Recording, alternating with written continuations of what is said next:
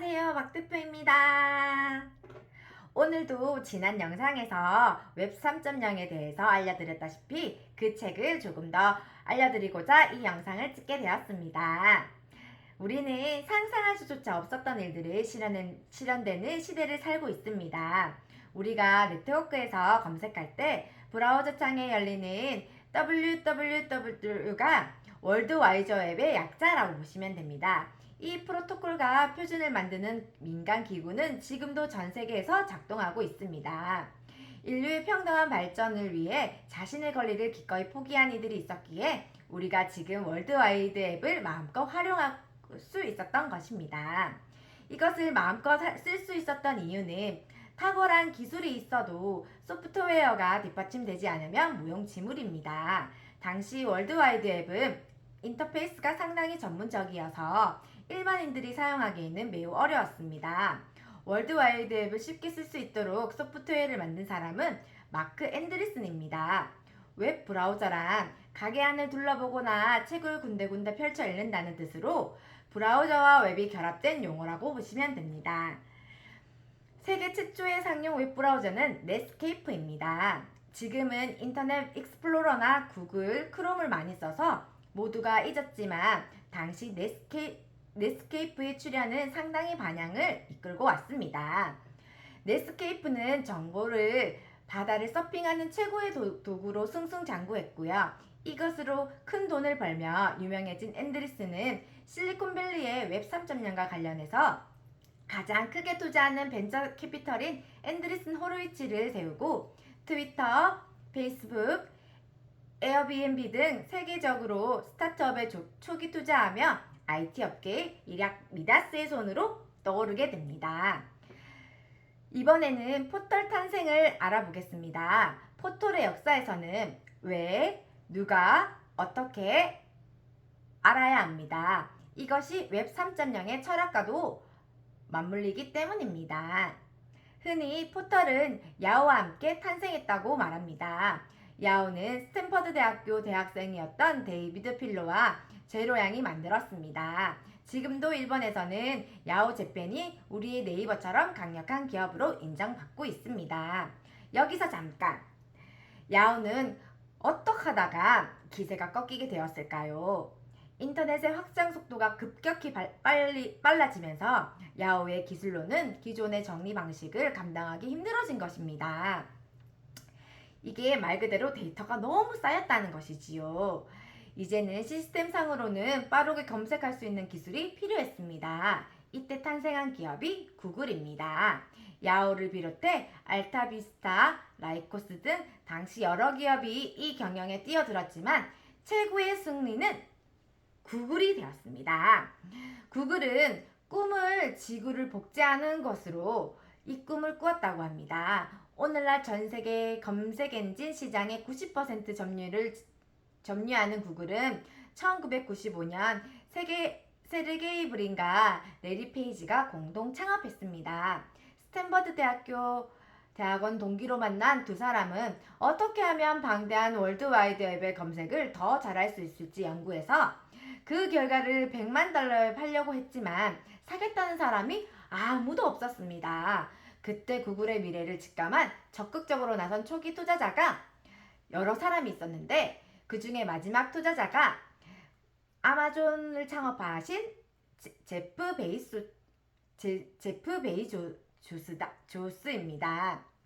브린과 페이지와 저녁을 먹던 그가 두 사람에게 꿈을 물었을 때 우리는 지구를 복제하고 싶다고 대답했다는 일화는 아주 유명합니다.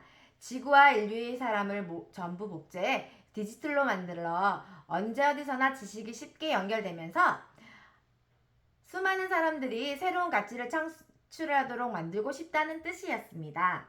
정말 이분들은 이 미래를 위해서 정말 열심히 달려오신 분들이라고 저는 그렇게 감히 말씀드리고자 합니다.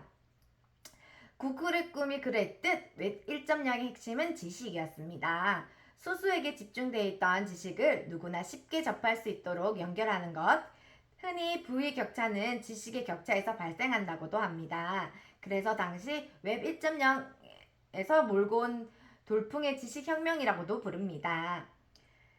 웹 1.0의 등장은 보다 평등한 세상을 향한 혁신이 시작이었다고 보시면 됩니다. 그러면 문서 중심을 지나서 사람 중심 시대가 열리는 웹 2.0 시대를 알아보겠습니다. 웹 2.0은 문서의 중심으로 글을 읽기만 하던 사람들이 서로 연결되기 시작했습니다. 사람과 사람이 연결되면서 이제 문서가 아닌 사람의 중심이 되었습니다. 웹 1.0 시대에는 문서를 생산하는 주체는 대부분이 기업원이었습니다. 기업이었지만 웹 2.0 시대가 열리면서 사람들끼리 연결되는 것이 핵심이 되었고, 그때 소셜미디어가 그 역할을 충실히 담당했다고 보시면 됩니다. 이때 등장이 스마트폰이었겠죠? 스마트폰으로 이용해서 소셜미디어의 활성화는 어마어마한 기여를 하게 됩니다. 소셜미디어의 등장과 우리 이제 그 시작은 블로그에서 비롯되었다고 할 수 있습니다. 각자 글을 쓸 수 있게 아주 간단한 플랫폼이 제공되었기 때문인데, 평범한 개인이 홈페이지를 직접 만드는 것이 너무 번거로운 일이라서 홈페이지를 가진 개인은 매우 드물었습니다. 그런데 스마트폰이 등장하면서 상황은 크게 달라졌습니다. 일반인들도 언제든 네트워크를 연결되었고 누구나 쉽게 자기 계정을 만들어 정보를 생산할 수 있게 되었습니다. 초기에 등장한 것이 바로 트위터입니다. 트위터 다음으로는 페이스북이 등장했고, 여기서는 좋아요를 누르면서 아는 사람들과 연결되는 재미를 맛보게 되었습니다. 사람들의 연결의 기쁨과 가치를 알게 되자 이 기세는 날개를 닿는 엄청난 속도로 퍼져나가게 되었습니다. 거기다 인스타그램이 등장하면서 개인이 찍은 사진, 그리고 이제 이런 사진들이 대단히 빠른 속도로 확산되기 시작하면서 여기서 모바일 또는 스마트폰의 혁신이 무엇이 의미할까를 생각을 하게 되었습니다. 예전과는 비교할 수 없을 만큼 강해진 개인의 힘과 그 개인의 연결성입니다. 이 연대를 바탕으로 일어나는 새로운 현상은 매우 많습니다. 생산과 소비를 모두 하는 프로슈밍이 있습니다. 웹 1.0 시절에는 홈페이지에 올리는 사람은 따로 있었고 사용자는 소비만 가능했습니다. 그러나 지금은 사용자 각자가 콘텐츠를 생산하고 유통하고 소비를 모두 할 수 있습니다. 소비자들은 같은 편으로 만들어 마치 바이러스처럼 시장에 스며들게 한다는 것이 바이럴 원칙입니다. 서비스 구조만 잘 갖춰져 있으면 이런 자발적 홍보를 통해 기업과 소비자가 함께 성장할 수 있습니다. 그런데 바이럴을 하려면 그 누군가는 그 서비스를 제공해야만 합니다. 그래서 등장한 것이 바로 플랫폼입니다.